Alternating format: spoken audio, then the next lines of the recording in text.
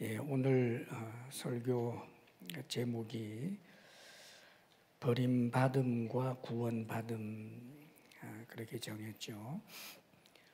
버림받은 자 또 구원받은 자, 우리 인간은 그렇게 둘로 나눌 수 있어요. 사실은 종말론적으로 보면 구원받는 자가 있고 그냥 육이 되어버리는 자가 있죠.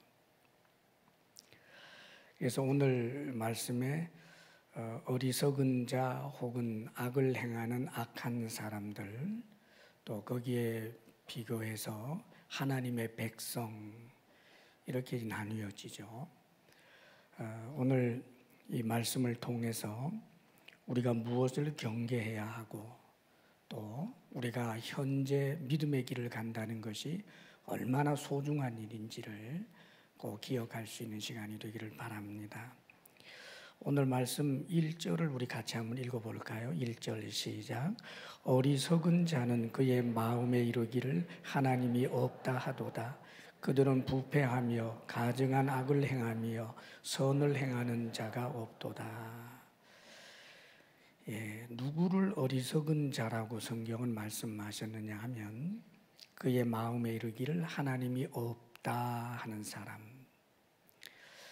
그러니까 하나님이 없다, 무신론자 1차적인 의미는 하나님 그 존재 자체를 부정하고 부인하는 거죠. 하나님은 없어. 그런 존재는 없어. 이런 사람을 어리석다라고 하지요. 그런데 오늘 말씀을 잘 보면 그의 마음에 이르기를 하나님이 없다. 이것은 다분히 의지적입니다. 자신의 마음에 하나님 그런 존재는 없어. 다분히 의지적이에요. 그렇기 때문에 이것은 어리석은 일입니다. 아무리 이제 무신론자라든지 또 무신론자 중에는 대단히 공부를 많이 한 학박사도 많잖아요.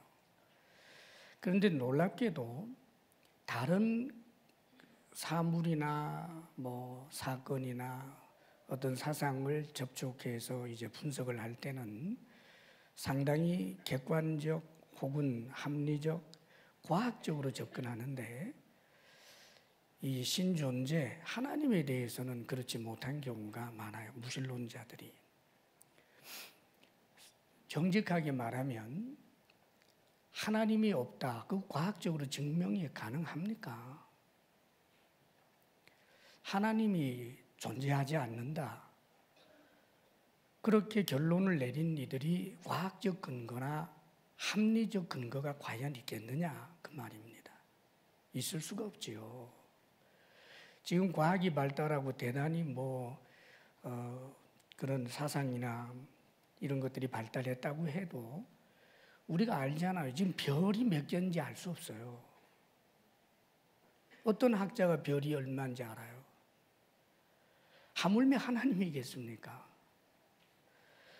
우주를 샅샅이 뒤져볼 수 없으면서 하나님 없다? 과학적이지도 않고 합리적이지도 않아요. 실제로 곤충학자들도 모든 곤충을 다 모른대요. 해양학자들이 바다에 사는 모든 미생물까지 포함해서 그 동물들 정확하게 다 몰라요.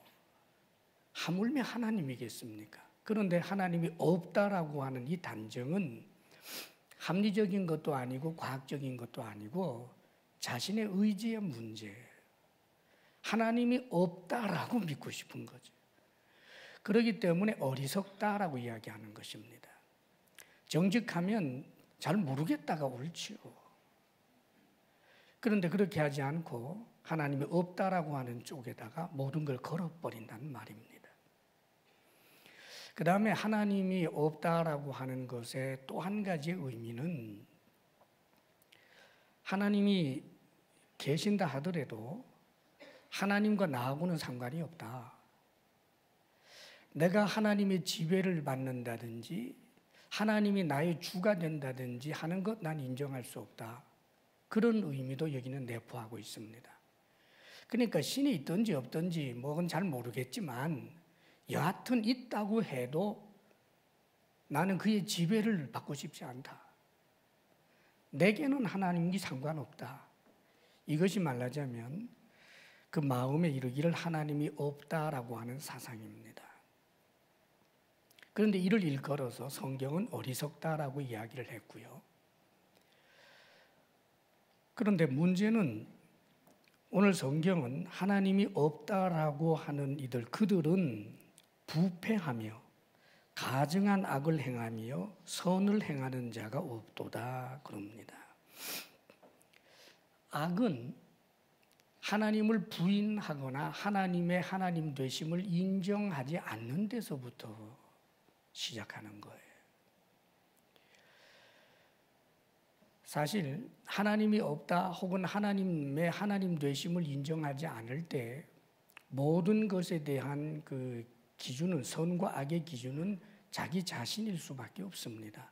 소견에 좋은 대로 행할 수밖에 없는데, 그러나 아무리 대단한 양심을 가지고 있고 윤리적인 혹은 도덕적인 그런 이제 가치관을 고매한 걸 붙들고 있어도 인간은 누구나를 막론하고 어떤 이해관계가, 그것도 큰 이해관계가 엇갈렸을 때 그 윤리적 그런 기준들을 적용을 하려고 하면 나에게 적용할 때와 너에게 적용할 때가 다를 수밖에 없어요.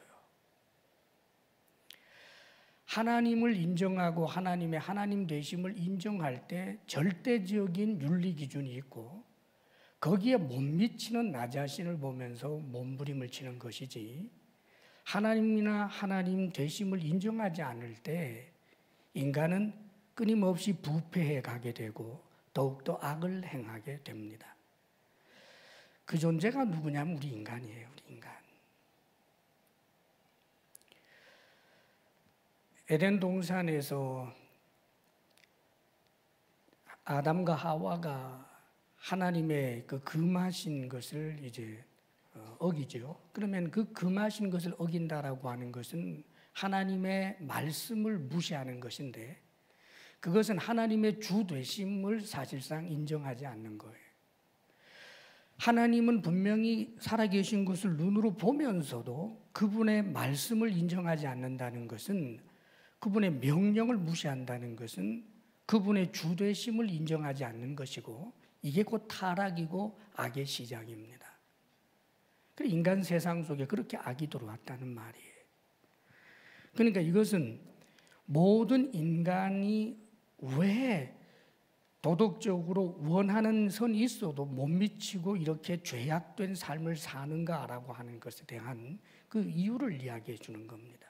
하나님을 부인하거나 하나님이 없다라고 하는 인간은, 우리 인간, 모든 인간이 그래요. 그래서 죄의 노예가 될 수밖에 없었던 거예요. 계속해서 보면 우리 하나님의 지금 열심이 보입니다. 2절 말씀을 함께 볼까요? 2절 다 같이 시작. 하나님이 하늘에서 인생을 굽어 살피사 지각이 있는 자와 하나님을 찾는 자가 있는가 보려 하신즉. 이제 의인화해서 하나님이 마치 우리 사람들이 뭐 아주 소중한 것을 땅에 잃었단 말이에요. 작은 것이지만.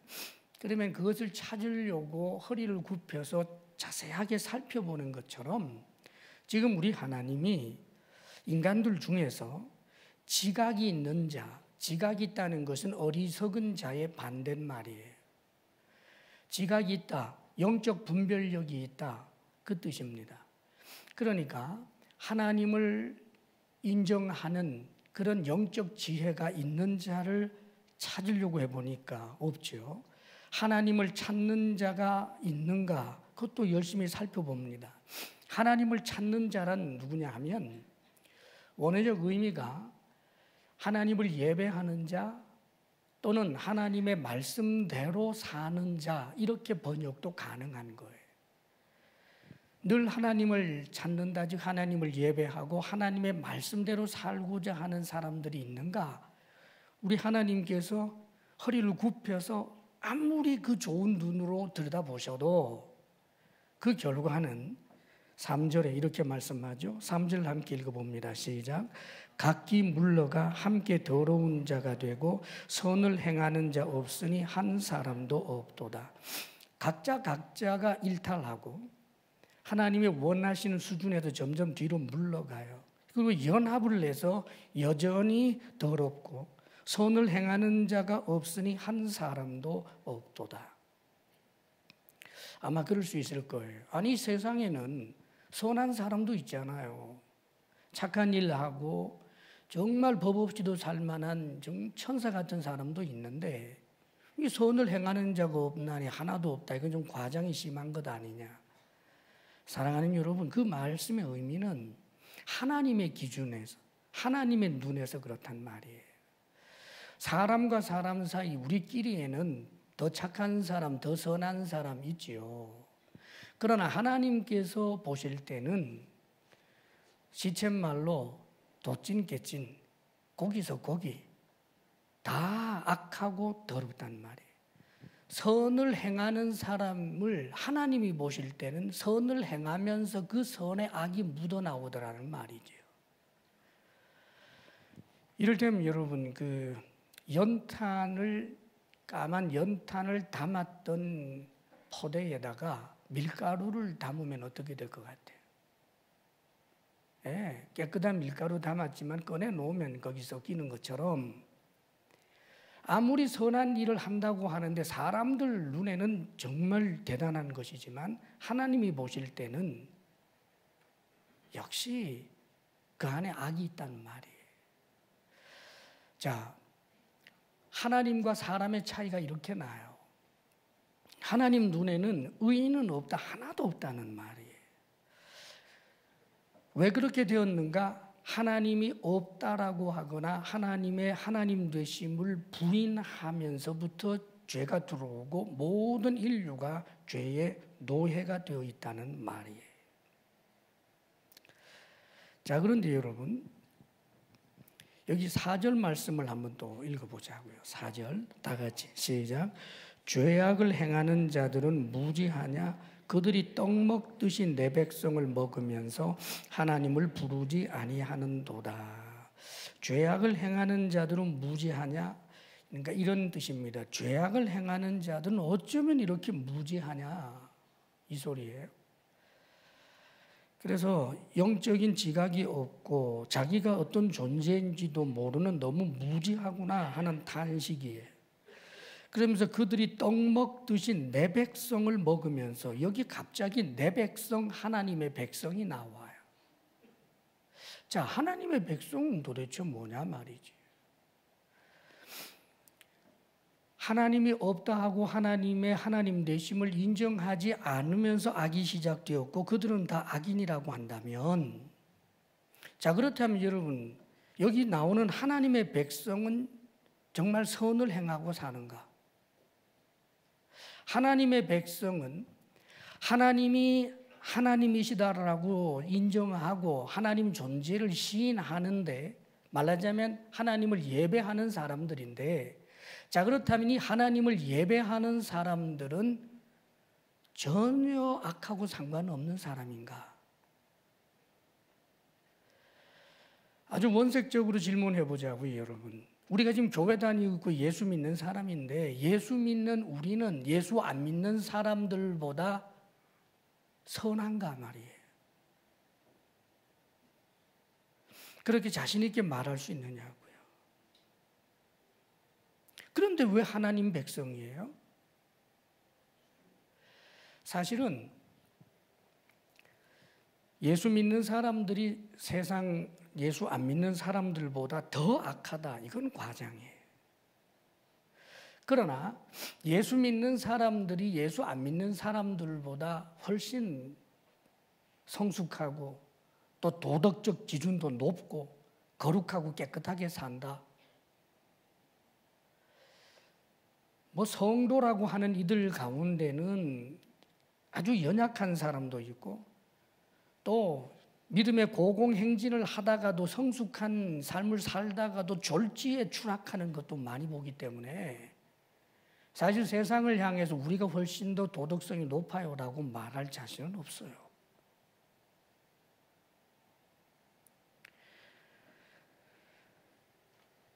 그런데 사랑하는 여러분, 그런데 어떻게 하나님의 백성이냐고요? 하나님이 없다라고 하면서 죄 짓는 자와 하나님은 살아 계신다 하면서 죄 짓는 자가 있다면 하나님이 살아 계신다 하면서 죄 짓는 자가 더 나쁜 것 같은데, 그런데 어떻게 하나님의 백성이냐고요?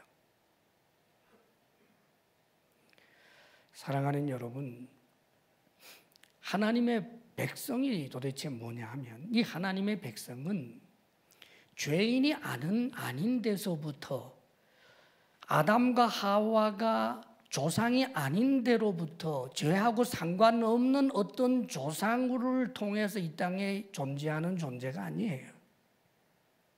하나님의 백성이 누군가? 바로 이 선을 행하는 자가 하나도 없다라고 하는 그 악한 존재들 속에서 튀어나왔어요. 그들이 하나님 백성이에요. 다 아담의 후손인데, 아담의 후손이면서 놀랍게도 하나님의 백성이 생겼어요. 이 하나님의 백성은 그럼 어떻게 시작되는 것인가? 하나님의 백성이란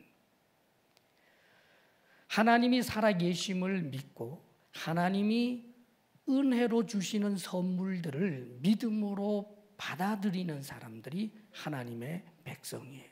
할렐루야.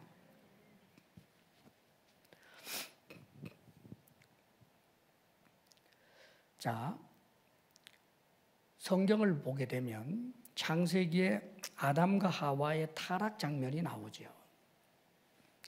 아담과 하와는 하나님께서 직접 만드신 정말 하나님의 백성입니다. 그런데 이 하나님의 백성이 어느 순간 마귀의 유혹에 의해서 하나님 존재는 인정하지만 그러나 하나님의 주 되심을 부인하는 일을 저질러요.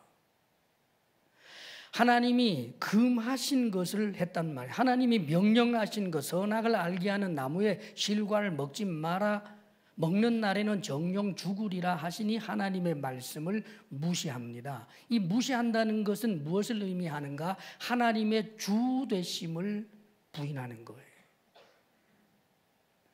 그래서 이는 하나님의 사람이었지만 타락함으로 말미암아 악인이 되었고 하나님과 상관없는 자가 되었고 이제는 지옥 백성이 되었어요. 그런데 놀랍게 성경이 처음부터 우리에게 가르쳐주는 것은 이런 타락한 인간에게 하나님이 은혜의 선물을 주십니다.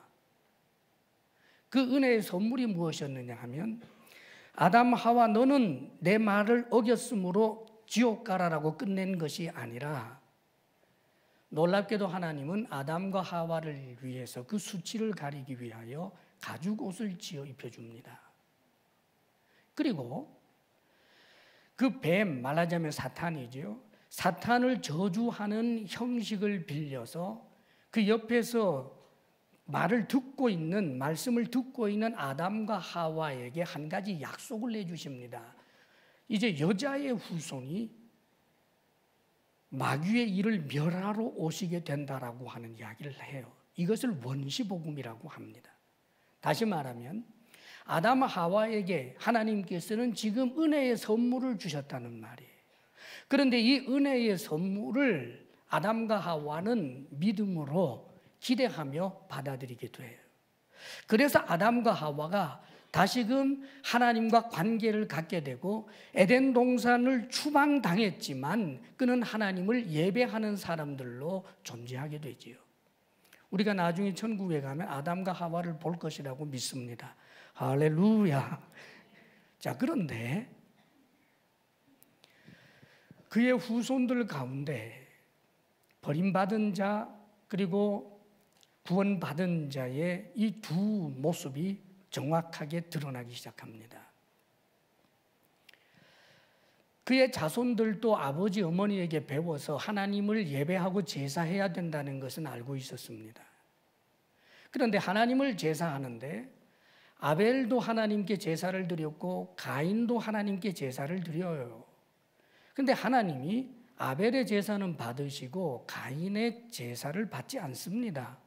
그리고 그 이유는 좀 성경 속에서는 좀 불분명해요. 명확하지는 않아요. 자, 그런데 가인이 이 일에 대해서 몹시 분노하죠. 왜 분노할까요? 사랑하는 여러분, 지금 가인이 하나님의 하나님 되심을 인정하지 않는 거예요. 하나님께 제사를 드리면 꼼짝없이 그 제사가 어떤 제사이든지 받아들일 수밖에 없는 것은 우상이에요. 내가 만든 신이다 그 말입니다. 그러나 하나님은 어떤 제사를 드려도 받아들일 수밖에 없는 그런 하나님이 아니라 하나님이 받을 만한 제사는 받고 받기 원하지 아니하는 잘못된 제사는 거부할 수 있는 절대 주권의 하나님, 우리의 주님이라는 말이에요. 그렇기 때문에 하나님 앞에 내 제사가 받아들여지지 않았다면 하나님 저를 용서하소서, 제가 무엇이 잘못되었습니까? 라고 자기 자신을 수정할 생각을 하는 것이 아니라 이 제사를 받아들이지 아니하는 하나님과 또 제사를 잘 받을 수 있도록 그렇게 제사를 드린 아벨을 향한 분노가 치밀어 오르는 것은 하나님을 업수히 여기는 행위가 되는 거예요. 그런데도 놀랍게도 하나님께서는 이 가인에게 여전히 은혜를 베푸십니다. 가인아 네가 그렇게 분내는 이유가 뭐냐? 네 얼굴 안색이 왜 그렇게 달라졌느냐? 죄악이 문지방에 엎드려서 너를 노리고 있으니 너는 죄를 다스리라 라고 말합니다. 하나님의 은혜입니다. 그런데 이 은혜를, 하나님의 이 말씀을 가인은 받아들이지 않습니다. 자기를 돌아보면서 하나님 나를 도우소서라고 나가는 것이 아니라 하나님이 그 말씀을 하셨지만 자신의 내적인 태도를 조금도 바꾸지 않고 오히려 적극적으로 그 분노를 더욱더 불타오르게 해서는 자신의 동생을 돌로 때려 죽여버리고 맙니다. 이게 가인의 길이에요. 다시 말하면 하나님을 하나님으로 인정하지 않는 것, 하나님이 없다라고 하는 것과 똑같은 그런 사상을 가지고 계속해서 그 길을 고집하는 것, 이게 버림받는 길입니다. 사랑하는 여러분, 아벨의 계보를 따라서 나중에 이제 셋이 등장하게 되고 믿음의 사람이지요. 모두 하나님과 동행하는 그런 소수의 믿는 사람, 하나님의 백성들이 등장합니다. 그 하나님의 백성의 공통점들이 전부 이러는 거예요. 하나님이 노아에게 말씀하십니다. 내가 홍수로 이 모든 세상을 진멸하려고 하니 너는 방주를 만들어라. 자, 이 말씀은 이 노아에게 있어서 하나님의 말씀의 진리임을 인정하고 하나님의 살아계심과 하나님이 자신에게 해주시는 이 선물을 받아들입니다. 그게 믿음이에요. 정말 홍수가 있을 것을 알고 하나님이 자기와 자기의 가족들을 살려주실 것이라는 믿음이 있기 때문에 그가 방주를 만들었죠. 방주를 만들게 된 그 이유가 뭔가? 믿음입니다. 하나님이 주시는 은혜의 선물을 받아들인다 그 말이에요. 이것을 아브라함 때도 마찬가지입니다. 너는 너희의 본토 친척 아비 집을 떠나 내가 너에게 지시할 땅으로 가라. 내가 너를 복의 근원으로 삼겠다. 너를 창대하게 하여 민족을 세우겠다. 하나님의 이 말씀을 아브라함은 하나님이 살아계신다는 것을 믿을 뿐만 아니라 하나님의 주 되심을 인정합니다. 그래서 그 말씀대로 행하게 되지요. 나중에 성경은 하나님께서 하신 약속의 이 말씀들을 믿는 것을 그의 의로 여기셨다라고 합니다. 그러니까 하나님이 주신 약속의 은혜의 그 선물을 믿음으로 받아들이는 자들마다 하나님의 백성이 되는 것입니다. 성경 전체를 관통하는 하나님의 백성 되는 길입니다. 구약이든 신약이든 마찬가지입니다. 그리고 신약에 와서는 이것이 더욱더 선명해집니다. 하나님이 우리에게 주시는 가장 큰 선물, 우리의 죄를 깨끗하게 씻기 위하여 하나님이 세상을 이처럼 사랑하사 독생자를 주셨으니 이는 그를 믿는 자마다 멸망치 않고 영생을 얻게 하려 하십니다. 하나님이 주신 선물 독생자 예수 그리스도를 믿는 자마다, 할렐루야, 그렇게 하나님의 백성이 되는 거예요.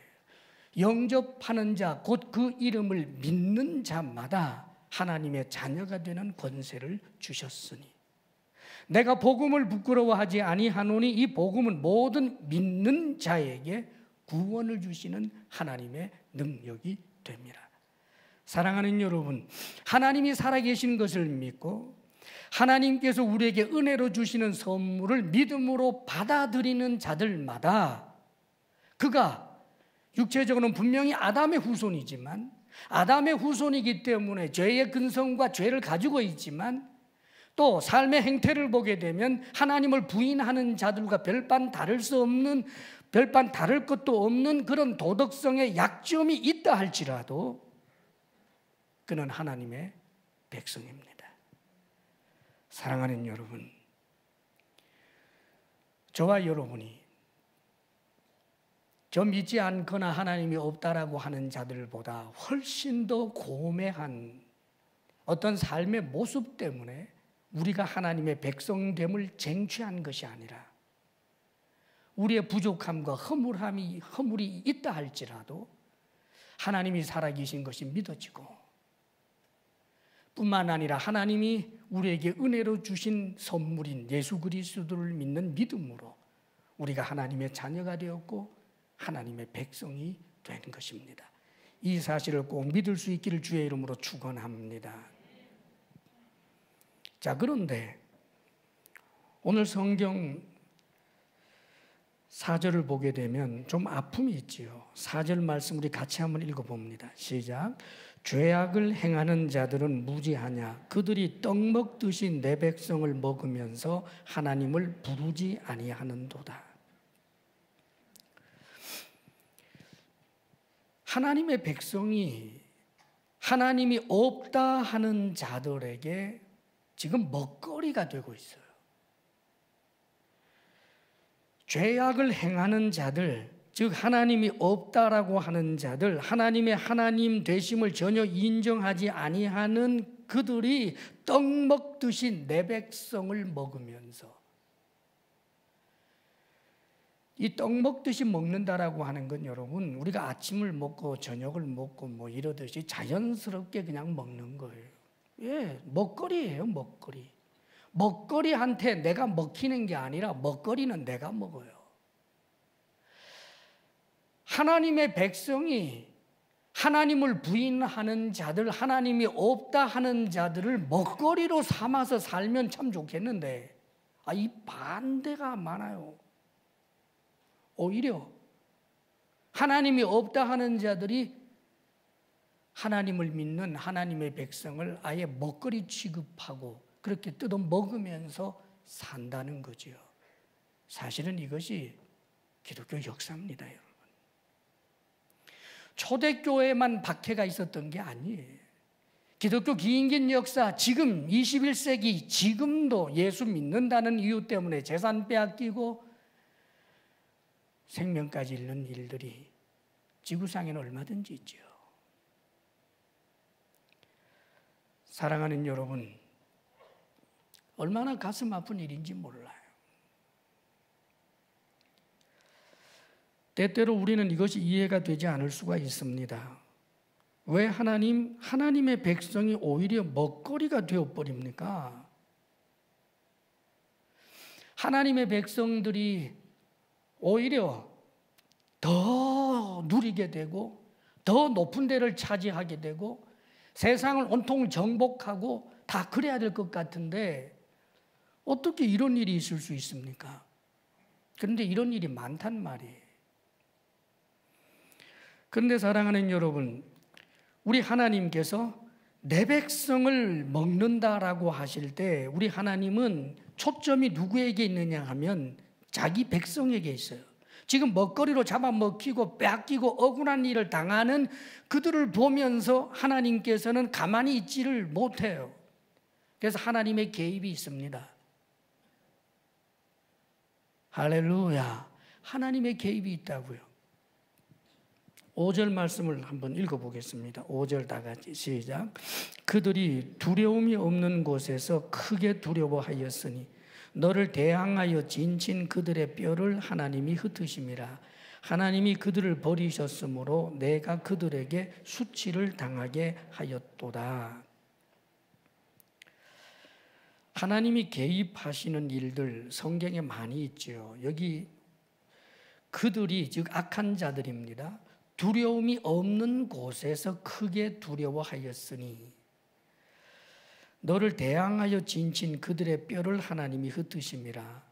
하나님의 백성을 대항해서 진을 친 엄청난 세력인데 그들이 망해서 뼈를 흩었다. 즉 멸망하게 했다. 이제 그 뜻이에요.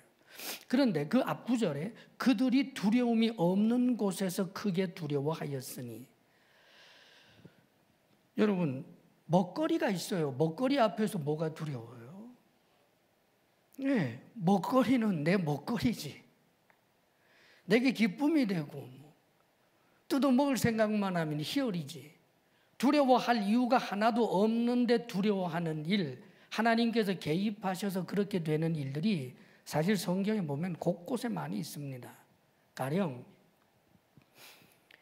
히스기야 왕 시대에 이 예루살렘을 에워싸주 아수르가 쳐들어와서 남유다는 뭐 거의 다 짓밟아 버리고는 나중에 하나 이렇게 남아있는 예루살렘 성을 에워싸고 있습니다.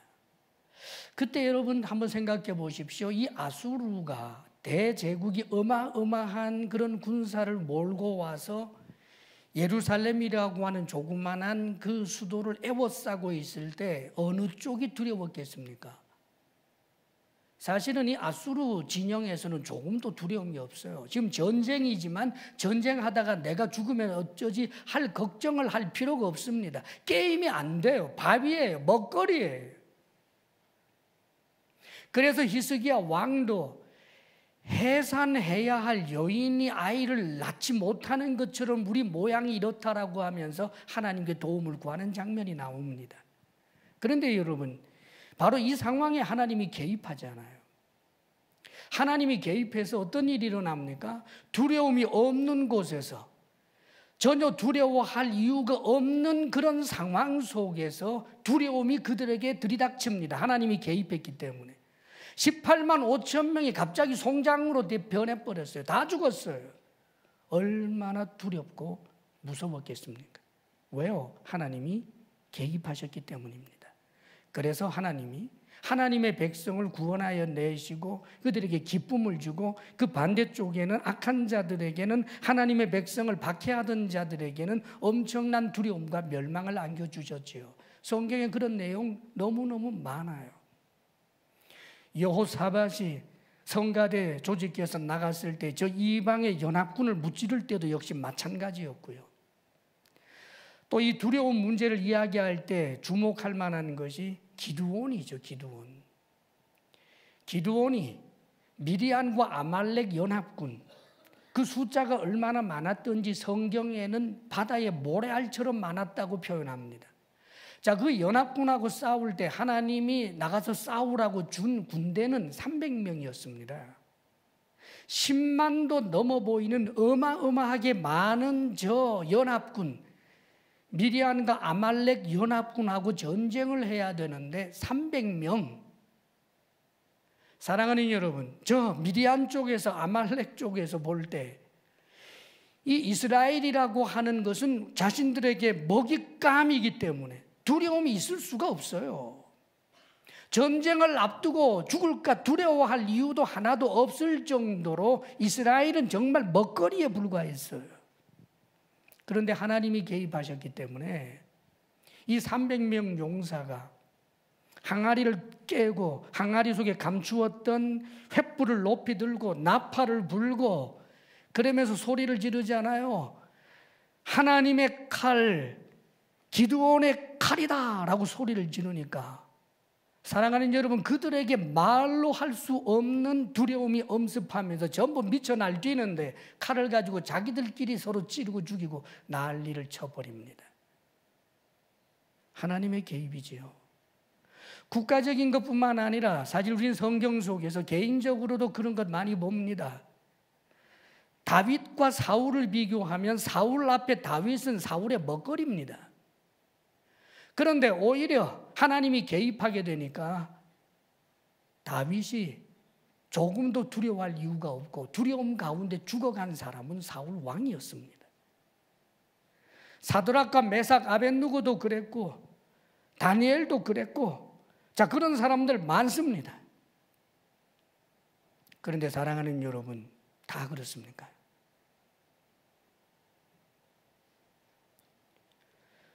하나님을 믿고 의지하는 사람은 우리를 박해하거나 우리를 먹거리로 삼아서 힘들게 하는 자들 앞에서 항상 이 땅에서 승리하느냐 그 말입니다. 내 것을 빼앗으려고 했던 자들에게 빼앗기는 것이 아니라 오히려 그들의 것을 탈취하고 나를 짓밟으려고 하는 자에게 밟히지 않고 내가 오히려 그들을 짓밟는다. 정말 그런 공식입니까? 성경에 하나님이 개입하셔서 저 악한 자들, 원수들을 부끄럽게 만들고 원수들을 짓밟는 일들도 있지만 성경에 그렇지 않은 경우도 많이 있습니다.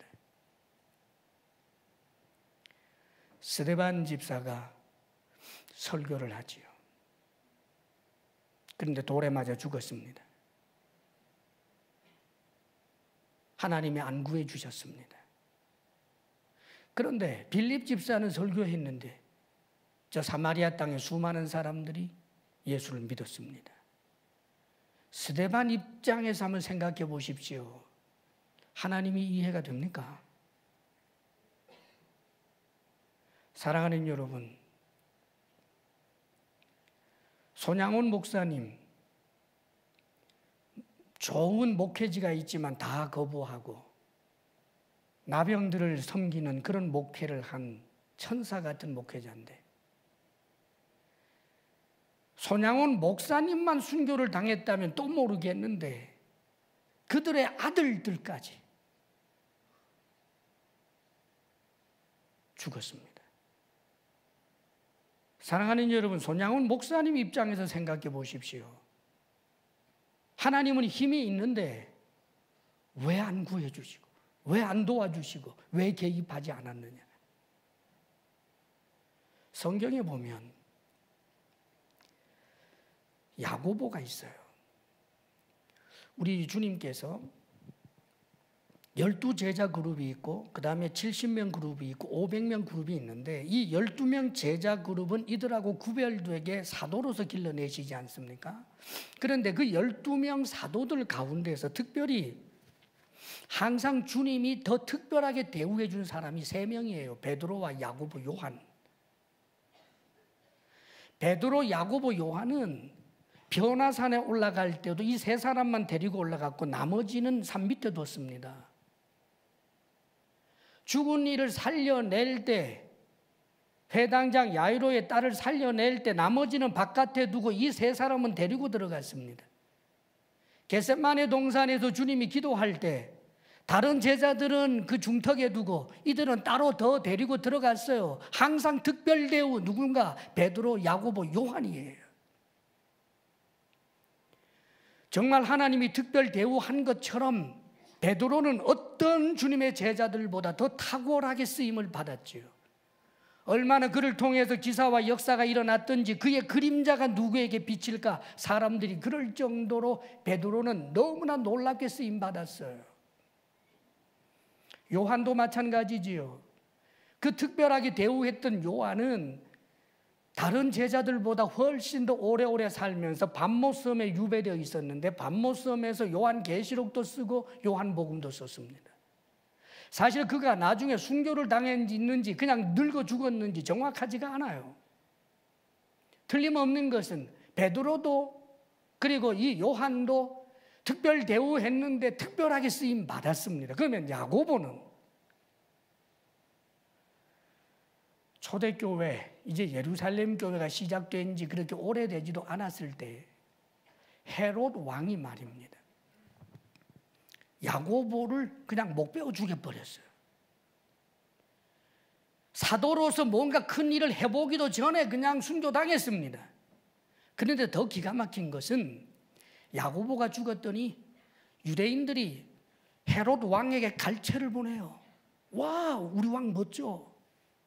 그래가지고 헤롯이 이거 예수 믿는 사람들 잡아 죽이면 이렇게 좋아하는구나. 그래서 베드로를 잡아들였어요. 그리고 많은 사람들 앞에서 베드로 목을 치려고 감옥에 가두어 놨는데, 세상에 여러분, 성경을 보면 이 베드로는 천사가 와서 감옥에서 초자연적으로 꺼내가 버리고 말아요. 한번 야고보 입장에서 생각해 보십시다. 하나님, 나는 왜 주님께 훈련받고 제대로 쓰임도 못 받고 죽고, 베드로는 하나님이 저렇게 구하여 내셨습니까? 사랑하는 여러분, 문제는 우리가 베드로일 수도 있지만, 우리가 다니엘일 수는 있지만, 우리가 사드락과 메삭과 아벳느고일 수도 있지만, 그러나 우리가 스데반이 될 수도 있고, 우리가 야고보가 될 수도 있고, 사랑하는 여러분, 저 북한 땅에서 예수 믿는다는 이유로 주리가 틀리고 죽어버린 사람들처럼 하나님의 개입을 전혀 볼 수 없는 그런 사람도 될 수 있습니다. 그러나 기억해야 할 것은 이 모든 것의 절대 주권자가 누군가? 하나님이십니다. 하나님이 개입하셔서 기드온의 300용사처럼 혹은 기드온처럼 혹은 모세처럼 혹은 다윗처럼 그렇게 나를 하나님께서 이 현실의 삶 가운데 건져내 주시고 놀라운 하나님의 영광을 보여주시는 것도 하나님의 주권이고, 내가 믿음을 지켰지만 스데반처럼 억울하게 죽고, 손양훈 목사님처럼 죽고, 죽기철 목사님처럼 죽고, 억울한 일을 당하고 남의 먹거리로만 그냥 그렇게 살다가 죽는다 할지라도, 그래도 하나님의 하나님 되심을 인정해야 하는 것입니다. 그래야 하나님의 백성입니다. 하나님은 내 시나리오로 움직이는 분이 아닙니다. 어떤 경우에도 하나님의 하나님 되심을 인정하는 것, 그것이 우리 크리스찬들이 하나님이 없다 하지 않고 살아가는 길입니다. 사랑하는 여러분, 우리는 하나님의 백성이면서도 하나님 존재 자체는 인정하지만 하나님의 주되심을 인정하지 않는 그런 안타까운 일들이 우리의 삶에서 돌발적으로 일어나는 일들이 있습니다. 그런 일이 자주 있어도 안 되고 그 길을 결코 걸어서는 안 되는 것입니다. 위대한 믿음의 사람 다윗이 우리아의 아내 바세바와 동침하고 우리아를 죽이는 그 일련의 과정이 어떻게 일어났을까? 간단합니다. 하나님이 살아계신 것을 알지만 그 죄의 낙을 즐기는 그 순간에 다윗은 하나님의 주 되심을 인정하지 않았던 것입니다. 그래서 나단 선지자를 통하여 다윗을 책망할 때 하나님이 하셨던 그 첫 번째 말씀이 네가 나를 업신 여겼다라고 말합니다. 사랑하는 여러분, 그런데 업신 여겼다라고 하는 하나님의 이 책망과 질책 앞에서 다윗이 하나님 앞에 내가 하나님께 범죄하였음을 고백하고 그는 하나님의 하나님 되심을 인정하는 길로 살기 위해 몸부림칩니다. 사랑하는 여러분, 우리의 신앙의 길이라는 것은 그런 것입니다. 어떤 면에서 우리의 도덕성이 가슴 아프게도 저 세상에서 착한 사람보다 못할 때가 있어요. 아파해야 합니다. 사랑하는 여러분, 우리 윤리 도덕 수준이 초등학교 때 유치원 때 배웠던 그 도덕만큼도 우리가 삶의 실천 못하고 살아갈 때가 있습니다. 그럴 때마다 우리는 하나님 앞에 우리의 가슴을 치면서 믿음의 길로 계속해서 나아가고 하나님의 하나님 되심을 인정하고자 하는 그런 수고와 노력이 끊임없이 있어야 하는 것입니다. 그 이유는 우리가 하나님의 백성이기 때문입니다. 하나님의 백성이 되려고 선을 행하는 것이 아니라 하나님의 백성이기 때문에, 하나님께서 내 아버지 되시는 하나님이 얼마나 거룩한 분이신 줄 알기 때문에 우리는 그래서 더욱더 하나님의 하나님 되심을 인정하며 살고자 해야 하는 것입니다. 사랑하는 여러분, 어쩌면 우리의 삶에 정말 우리에게 일어나지 않았으면 좋겠다라고 할 만한, 사드락 메삭 아벳느고가 그리 아니하실지라도 했던 것처럼 우리에게 그런 아프고 힘든 일이 일어날 수도 있습니다. 그러나 기억할 것이 있어요. 5절 6절 이 말씀은 종말론적으로 일어날, 그래서 하나님을 하나님이 없다라고 부인하는 자들의 그 숙명적 종말과 하나님의 하나님 되심을 인정하고 하나님 살아계십니다라고 믿는 하나님의 백성의 그 운명적 종말이 나뉘어집니다. 버림받은 자와 구원받은 자로 말입니다. 사랑하는 여러분, 하나님께서 이 땅에서 개입하는 그런 일들은 있을 수도 있고 없을 수도 있습니다. 그러나 종말론적으로 하나님이 개입하시게 되는 때, 우리 주 예수 그리스도의 재림 때에 일어날 일이 있습니다. 그것은 하나도 예외 없이 하나님을 부인하고 하나님 되심을 인정하지 않았던 그 악인들은 수치를 당하게 되고 하나님께 버림을 당하게 됩니다. 엄청난 두려움 속에서 말입니다.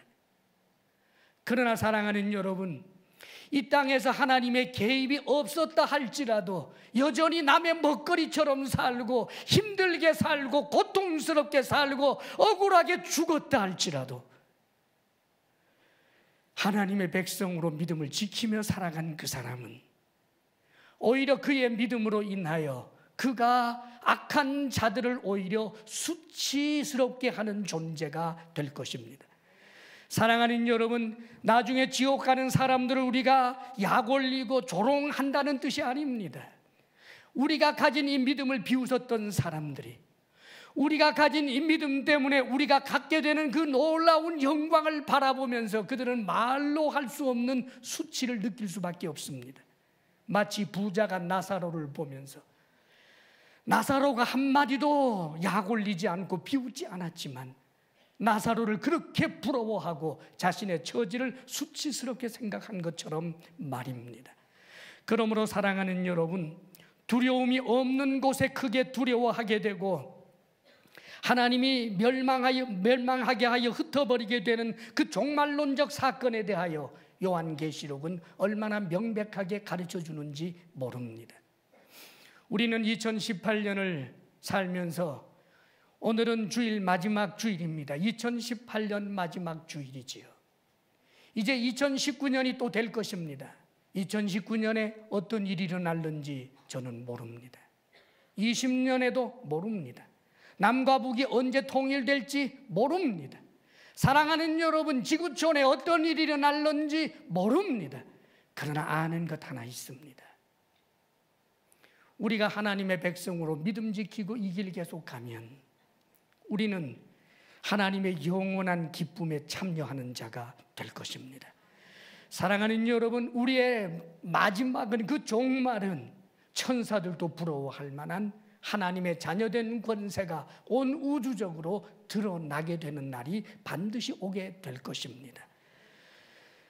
우리의 신앙생활 가운데 세월이 흐르면서 믿는 사람들이 소수가 되는 일들이 지금보다 훨씬 더 심각해지는 날이 아마 오고야 말 것입니다. 예수 믿는다라고 하는 것을 문둥병자 보는 것처럼 그런 세상이 오게 될 것입니다. 이 세상에서 믿는 자를 보겠느냐라고 말씀하신 것처럼 지각이 있고 좀 배웠고 삶의 경험이 있고 나름대로 상식이 있다면 절대로 예수 믿지 않는 것이 유행병처럼 되는 그런 날이 오게 될 것입니다, 여러분. 그렇다고 할지라도 잊지 마십시오. 우리가 복 있는 사람이라고 하는 이유는 남들보다 가졌기 때문도 아니고 남들보다 높은 지위가 있어서도 아닙니다. 하나님이 주시는 선물을 우리가 받았기 때문에 복 있는 사람이고, 현재 내가 믿음의 길을 걷고 있기 때문에 이 길이 아무리 가시밭길처럼 보여도 이 길이 바로 복된 길이라는 사실을 잊지 마시기를 바랍니다. 사랑하는 여러분, 삶이 아무리 힘들고 어렵고 우리가 이 세상에서 마치 이리의 먹거리처럼 이리저리 뜯어먹힐 정도로 삶이 힘들고 어렵다 할지라도 여러분 자신을 복 없는 자라고 규정하지 마시기를 바랍니다. 우리에게 주어진 영원한 영광을 생각하며 믿음으로 사시기를 주의 이름으로 축원합니다. 기도하겠습니다. 아버지 하나님, 우리를 사랑하시는 아버지 하나님, 하늘과 땅을 지으신 대주제시여, 오 주님, 하나님이 우리를 사랑하심을 온전히 믿고 어떤 경우에도 하나님의 주되심을 부인하는 어리석은 자의 길을 가지 않게 하옵소서. 아버지여, 우리가 빼앗기고 우리의 목숨조차 잃는다 할지라도 결코 우리의 믿음의 길을 포기하지 않게 하옵소서. 아버지여, 주께서 우리의 삶에 개입하셔서 놀라운 일을 이루시면 하나님을 찬양하겠거니와, 하나님이 개입하지 아니하시고 침묵하신다 할지라도 우리를 사랑하시는 하나님을 믿고 뜯어먹히고 남의 먹거리가 된다 할지라도 여전히 하나님 찬양하게 하옵소서. 예수님 이름으로 기도하옵나이다. 아멘. 우리들의 아버지 하나님, 땅의 티끌로 지음받은 우리가 어찌 하나님을 아버지라 부를 수 있겠습니까마는 주께서 주신 가장 큰 선물, 우리 주 예수 그리스도로 말미암아 우리에게 주신 하나님의 자녀된 이 신분으로 인해 하나님께 감사와 영광을 올려드립니다. 오 주여, 찬송하며 감사하며 살 만한 이유가 분명함에도 이 땅에 핍절함을 보고 남과 같이 갖지 못함을 보고 스스로의 생일을 저주한 어리석은 우리들을 용서하옵소서. 주의 크신 사랑을 힘입어 오직 믿음으로 살아가게 하옵소서.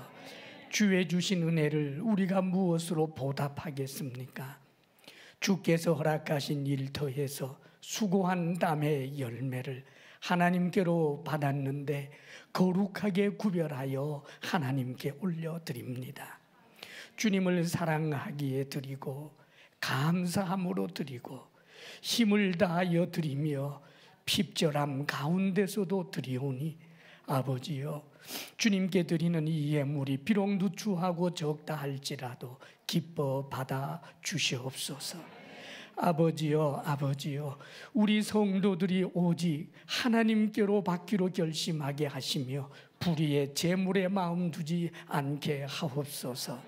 우리 성도들에게 건강의 복을 주옵소서. 마음의 평강을 주옵소서. 부부사랑 돈독하게 하옵소서. 우리들의 자녀가 어떤 경우에도 하나님의 주되심을 인정하며 살아가는 믿음의 사람들 되게 하여 주옵소서.